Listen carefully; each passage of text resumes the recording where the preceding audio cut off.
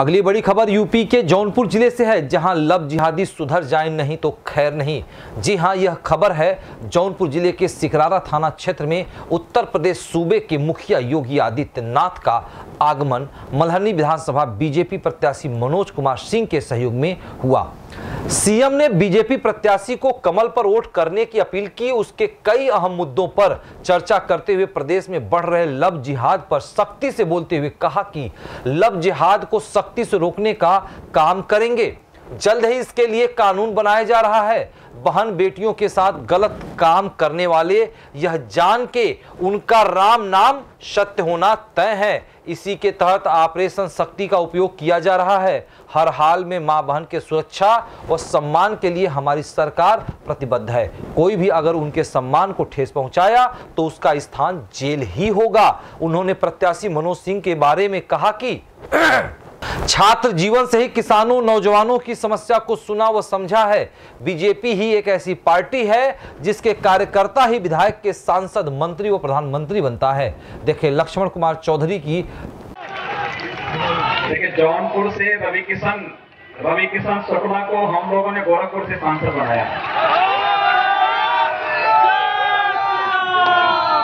पता नहीं रवि किशन जी यहाँ पे फिल्म बनाए कि नहीं बनाए। अब जौनपुर पर भी एक भोजपुरी फिल्म जरूर बना दें।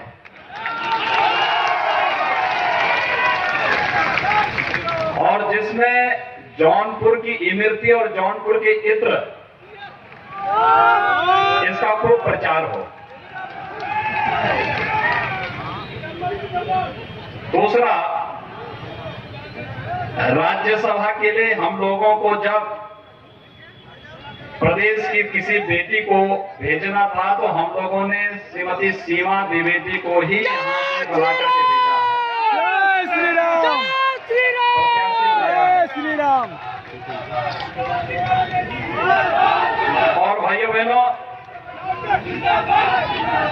एक सामान्य कार्यकर्ता भी भारतीय जनता पार्टी का प्रत्याशी बन सकता है, बशर्ते वह ईमानदारी के साथ जनता की सेवा के लिए प्रतिबद्ध है। तो मनोज कुमार सिंह को मल्हनी से भारतीय जनता पार्टी ने अपना प्रत्याशी बना के आपके पास भेजा है।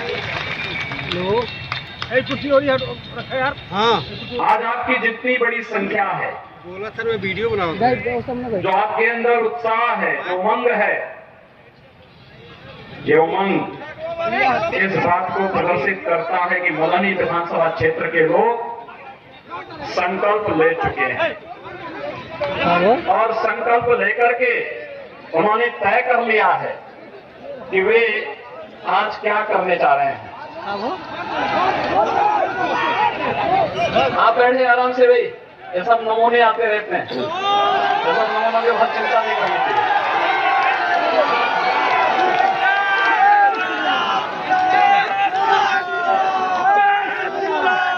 तो अच्छी खीर बनाई हो ना, उस खीर में कभी कभी एक आध पत्थर के टुकड़े निकल ही जाते हैं।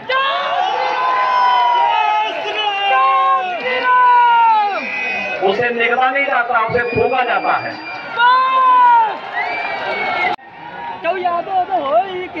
कि प्रदेश की 7 विधानसभा सीटों पर कमल का चुनाव जीत करके जाए और प्रदेश के अंदर विकास और सुरक्षा का जो बेहतर माहौल बनाया गया है, उस बेहतर माहौल को हम लोग अपने स्तर पर भी एक नई ऊंचाई तक पहुंचाने का कार्य करें। भाइयों बहनों, आज आपने सरकार की कार्य पद्धति देखी होगी। केंद्र की सरकार हो या प्रदेश की सरकार, दोनों सरकारों ने कोरोना कालखंड के अंदर जनसेवा और लोक कल्याण का अभियान कैसे चलना है, जौनपुर तो उसका जीता जागता उदाहरण है। सबसे अधिक प्रवासी कामगार और श्रमिक पूरे देश के अंदर जौनपुर जनपद में आए। और भाइयों बहनों, हर एक व्यक्ति को राशन किट, हर एक व्यक्ति को भरण पोषण भत्ता, हर एक की सुरक्षा की व्यवस्था, हर एक को सुरक्षित घर तक लाने की व्यवस्था करना। कोरोना में जब दुनिया अपने को बचा रही थी, तब केंद्र और प्रदेश सरकार, हमारे सांसद, हमारे विधायक, हमारे पदाधिकारी जनता की सेवा कर रहे थे, सेवा का कार्यक्रम चला रहे थे, जनता तक खाद्यान्न पहुंचा रहे थे। जनधन अकाउंट धारी महिलाओं के खाते में 500 रुपए की धनराशि पहुंचा रहे थे। किसानों को प्रधानमंत्री किसान सम्मान निधि उपलब्ध करा रहे थे। निर्माण श्रमिकों को, पटरी व्यवसायियों को, पल्लेदारों को, कूलियों को भरण पोषण भत्ता उपलब्ध करा रहे थे। प्रवासी कामगार और श्रमिकों को भरण पोषण भत्ता उपलब्ध करा रहे थे। और उत्तर प्रदेश के नौजवानों को आत्मनिर्भर पैकेज, प्रधानमंत्री आत्मनिर्भर पैकेज के अंतर्गत रोजगार और स्वरोजगार की गारंटी भी देने का कार्य कोई कर रहा था। तो भारतीय जनता पार्टी की संभावनाओं को आगे बढ़ाते हुए निजी क्षेत्र में 20 लाख नौजवानों को और स्वतः रोजगार के साथ 1.5 करोड़ नौजवानों को जोड़ने का कार्य पिछले 3 वर्ष के अंदर सरकार ने किया है। प्रदेश के अंदर 30 लाख गरीबों को एक आवास उपलब्ध करवाया गया। 1 करोड़ 24 लाख गरीबों को विद्युत के कनेक्शन और 46 लाख गरीबों को रसोई गैस के कनेक्शन उपलब्ध करवाए गए। 87 लाख गरीबों को, चाहे वह वृद्धजन हो, दिव्यांगजन हो, निराश्रित महिलाएं हो, इनको पेंशन की सुविधा के साथ जोड़ने का कार्य किया। कोरोना कालखंड में 14वीं बार गरीब के खाते, गरीब को सीधे खाद्यान्न की सुविधा का लाभ देने का कार्य सरकार कर रही है। पूरा कोरोना से भी लड़ा जा रहा है। इतनी बड़ी आबादी है और इतनी बड़ी आबादी में आप इस बात को देख रहे होंगे कि सबसे बेहतर परिणाम उत्तर प्रदेश का है। भाइयों बहनों, एक तरफ लोक कल्याणकारी कार्यक्रम और दूसरी तरफ विकास के अभियान त्वरित गति से आगे बढ़ते हुए दिखाई दे रहे हैं।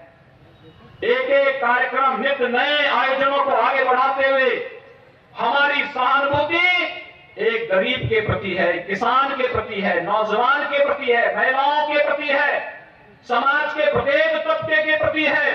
हमारी सहानुभूति का आधार कोई अपराधी, कोई माफिया, कोई गुंडा नहीं हो सकता है।